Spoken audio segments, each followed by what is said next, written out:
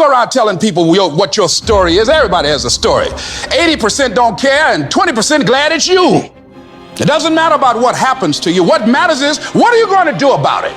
You don't know what you've got until all hell breaks loose. You don't know what you can take until the pressure is applied to your life. You don't know what you can endure until people stab you in the back and walk away from you. You don't know how much courage you have until you've been under fire and under struggle and under tribulation. You can't learn what's in you sitting back in a lazy boy chair hitting the remote control watching HBO and Cinemax. But when all hell breaks loose, that's when you get to see what you got. I don't tell people that they're okay the way they are. No, I say, no, you could be way more than you are. And they're relieved about that, you see, because if you're in a dark and terrible place and someone says you're okay the way you are, then you don't know what to do about that. It's like, no, I'm not. I'm having a terrible time and I'm hopeless. You're okay the way you are. Well, then what? That's it? That's where I am? And what do you want to tell a young person?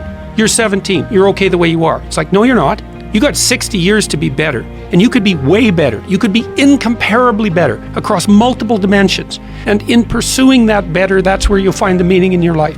And that will give you the antidote to the suffering. Excuses sound best to the person that's making them up. Stop feeling sorry for yourself. Get off the pity potty. Wake your ass up. Awaken the beast inside. It's time for you to take advantage of the access and the resources that you have in your country and your community. You got a problem with your life, you got a problem with your environment, do something about it. Sit on your bed one day and ask yourself, what remarkably stupid things am I doing on a regular basis to absolutely screw up my life?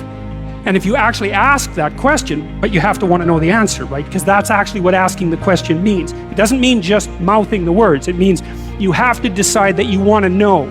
You'll figure that's out so fast it'll make your hair curl. What would happen if you consulted yourself about the best possible outcome for you? You might get an answer. I love me. So the day that you decide to stop loving me, I'm not gonna love myself any less. I believe in me. If you stop believing in me, I'm not gonna believe in myself any less. If you believe that I'm irrelevant, that no one is checking for me, and that I don't mean anything to the world, because you think or believe that about me, it doesn't mean that I'm gonna believe it about myself. Have opinions and feelings about yourself independent of the feedback. You know, before I used to take everything and think, oh, I want this, I want that. I was never happy with what I got. It's human nature, we always want more. And no matter what it is, no matter how much you've got of something, then you're always searching for more things. And now it's like, I don't care if I lose everything. I don't care what happens. Nothing really is ours anyway in life. We only borrow it till we die, then it all goes. The only thing we truly own in this life is moments in time. Now, this is a moment in time for me that will never be erased. And no matter what happens, this is always going to be my time. This will be my moment in time because I lived here and I was a part of this. Everything else, this bag, this watch, these clothes, they will all go. What does it really matter? Even the body will go. This is a shell, but what's inside, hope to God, lives on forever. Every man has two lives, and the second starts when he realizes he has just one. It's like a happy person wants 10,000 things. A sick person just wants one thing. It's your unlimited desires that are clouding your peace, your happiness. Every desire you have is an access where you will suffer.